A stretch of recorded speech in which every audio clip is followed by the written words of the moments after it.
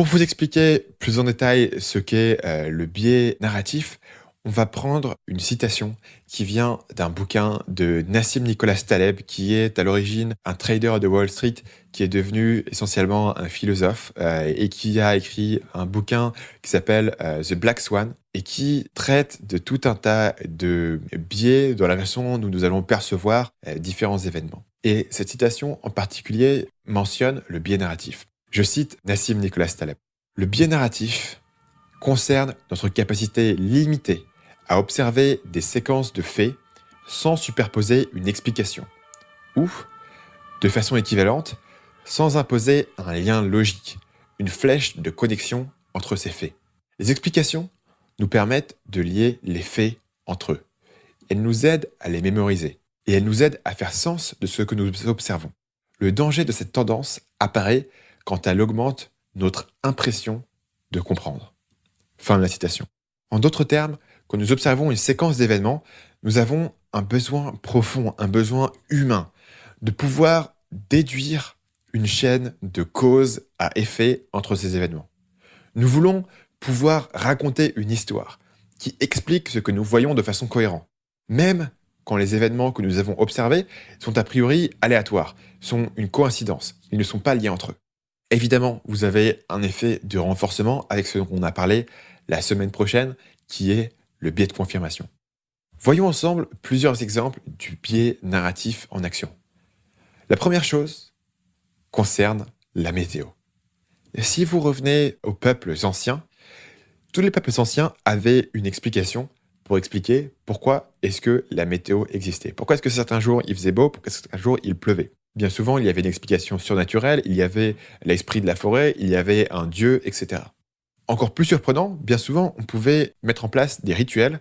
Donc, par exemple, chez les Grecs, c'était des sacrifices. Vous avez, dans d'autres peuples, vous avez les histoires de danse de la pluie. On avait des rituels qui étaient censés causer la pluie. Et donc, on vous expliquait une histoire logique entre différentes actions que les humains pouvaient contrôler et des conséquences en termes de météo. Évidemment, aujourd'hui, on sait que les actions des êtres humains, ou en tout cas les actions en termes de sacrifice et de danse de la pluie, n'ont pas d'impact direct sur la météo qu'on va observer. Mais ce qui est intéressant, c'est que pourquoi est-ce que les gens, pendant des centaines de milliers d'années, se sont convaincus que ce lien existait? C'est un indice assez clair du biais narratif. On observe quelque chose, un événement météorologique, une tornade, la pluie, la sécheresse, qu'on ne peut pas expliquer avec les moyens technologiques accessibles. Et donc, l'être humain a un besoin profond, irrésistible, de trouver une cause, de trouver une explication, de dire pourquoi. Et si vous croyez que cette tendance fondamentale de l'esprit humain a disparu, évidemment, elle est toujours là. Et récemment, j'ai découvert un exemple magnifique de ce biais narratif dans un podcast que j'aime beaucoup écouter qui s'appelle This American Life, un podcast américain qui est socialement du journalisme. Ils vont parler à des gens, ils vont interviewer des gens sur leurs expériences. Et l'histoire en particulier qui m'a marqué, c'est l'histoire d'une petite ville, d'une petite ville américaine qui est dévastée par une tornade. Et vraiment, environ un tiers des maisons ont été complètement détruites par la tornade. Et il s'est avéré que par coïncidence, cette tornade est arrivée le jour de la fête de fin d'année, le fameux prom que vous voyez dans toutes les séries américaines du lycée. Et donc, l'histoire du podcast se concentrait sur les adolescents, sur les lycéens qui avaient été à cette fête de fin d'année, qui est un événement assez important pour eux, et qui, pendant qu'ils étaient là, à la fête de fin d'année, leur ville avait été ravagée par une tornade. Et beaucoup d'entre eux avaient perdu leur maison.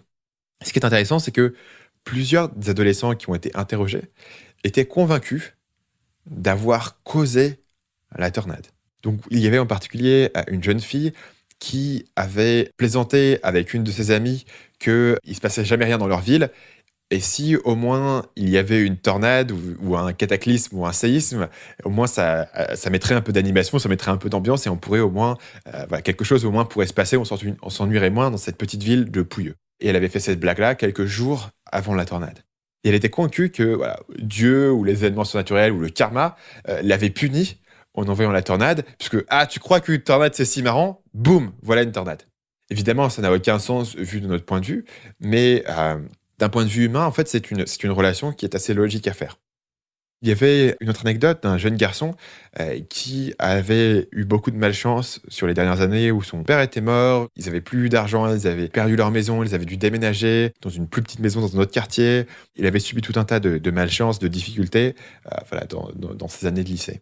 Et c'est avéré que la tornade avait absolument détruit sa nouvelle maison, sachant que son ancienne maison dans laquelle il habitait avant d'avoir été forcé de déménager était restée intacte. Et il était convaincu que la tornade avait spécifiquement ciblé sa maison parce qu'il était si malchanceux, et que si seulement il était resté dans l'autre maison, la tornade aurait changé de trajet pour détruire son ancienne maison.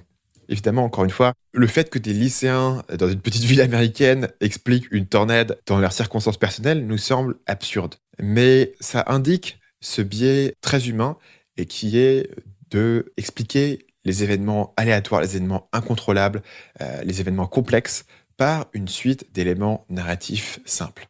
Salut, c'est Stan, j'espère que vous avez apprécié cet extrait du podcast Marketing Mania. Bien sûr, vous pouvez retrouver l'ensemble des épisodes du podcast, y compris les instructions sur comment vous abonner sur l'application Apple Podcast ou sur votre téléphone Android en vous rendant sur mon site à l'adresse marketingmania.fr/podcast. Je vous ai mis le lien dans la description de cette vidéo.